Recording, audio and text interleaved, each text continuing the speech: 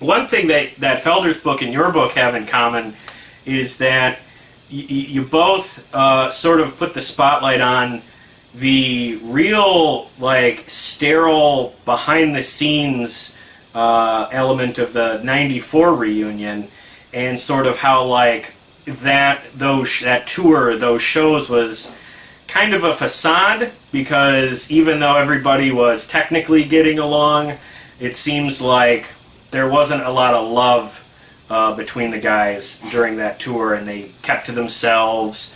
So when you were on that tour with Joe, what was your experience with, like, I guess I call it Eagles World backstage?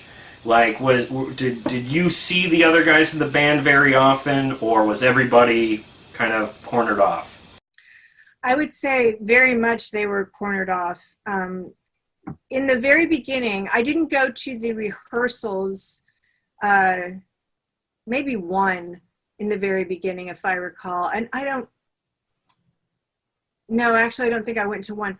But I knew people, aside from Joe, I knew some people who were there working it. And so I would hear stories. When I went to that soft opening for the Hell Freezes Over tour, which was like mostly for industry people and friends and family, I was backstage, and there was I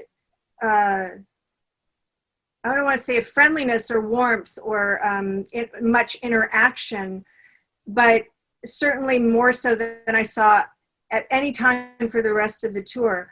And, they each had their own trailer, and they had their families with them. So nobody came into Joe's trailer except for Felder right before the show. I'm sitting there with Joe. It was, he was nervous. I'd never seen him so nervous. Literally Oh, never in really? my life. Okay. Oh, he was just catatonic, almost, honestly. And I felt very helpless because I wanted to say something to be encouraging, but he was just, when you're newly sober, and you have so much self-doubt and shame. And even with all the rehearsals, it was his first time sort of back on stage, and surrounded by guys who had their shit together, Oh, sure. and Yeah. and Joe was a little intimidated too by their, Henley's singing voice, and Timothy.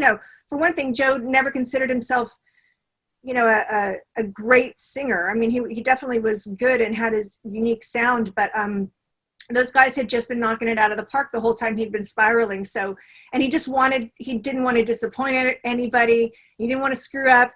And Felder came by and stuck his head in the door, and he could see how nervous he was, and he made a little joke. I talk about it in my book.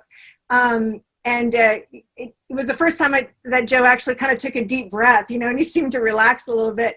And then they go out. But none of the other guys came in. They all sort of kept to themselves a little bit. We saw them backstage, and like I said, there was, what seemed like a normal sort of level of friendliness. And then when the tour started, I only would meet up with him like once a month or something. And Oh, okay. but it was very, maybe a little bit more than that in the beginning, but by the end of the year, but it was very noticeable. And in fact, so noticeable, especially compared to all the other tours we'd been on, where it was very much of a family atmosphere, from Herb's in New Zealand to Ringo Starr's tours, especially, to all the many tours we did with Joe just as a three-piece.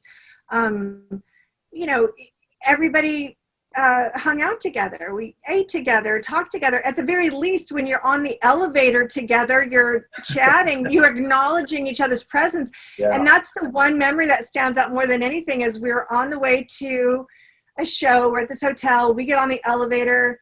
I won't say who, but one of the other Eagles was on. We stop at another floor. Another one of the Eagles get on. There are 3 Eagles in the elevator, maybe a road manager or assistant or something. There's like 6 of us. And they didn't look at each other. They didn't greet each other. They were like total strangers. And I'm like, this is the weirdest thing I've ever seen. We walked through the lobby, and they all got into their separate, cars to go to and I don't think they interacted again until they were on stage.